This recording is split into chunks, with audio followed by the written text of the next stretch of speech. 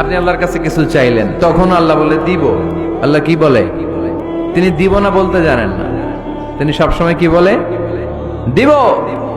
পদ্ধতি নাম্বার 2, আপনি চাইলেন, আল্লাহ বলে দিব, তবে এখন দিব না, পরে দিব। কখন দিলে আমার জন্য বেশি ভালো, এটা আমার চেয়েও ভালো জানে কে? যখন দিলে আমার জন্য ভালো, আল্লাহ তখন দেয়। সুবহানাল্লাহ পড়েন। পদ্ধতি নাম্বার 3, আমরা চাইলাম, তখন আল্লাহ বলে দিব দিব দিব। না বলেন না, তিনি দিব, তবে এখনো দিব না, পরেও দিব না। এটা তোমার জন্য কিয়ামতের ময়দানে আমি রেখে দিব। যেদিন বিপদে পড়ে যাবা, যেদিন আকাশের সূর্যটা মাথার কাছে নেমে আসবে, সূর্যের প্রচন্ড প্রখর তাপে তোমার মাথার মগজগুলো গলে গলে ভাতের মাড়ের মতো কান দিয়ে আর নাক দিয়ে টপটপ করে পড়বে।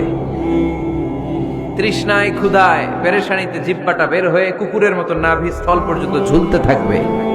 পীর সাহেব মুরিদরে চিনবে না, মুরিদ পীর সাহেবরে চিনবে না, দলের নেতা কর্মী চিনবে না, দলের কর্মী নেতা চিনবে না,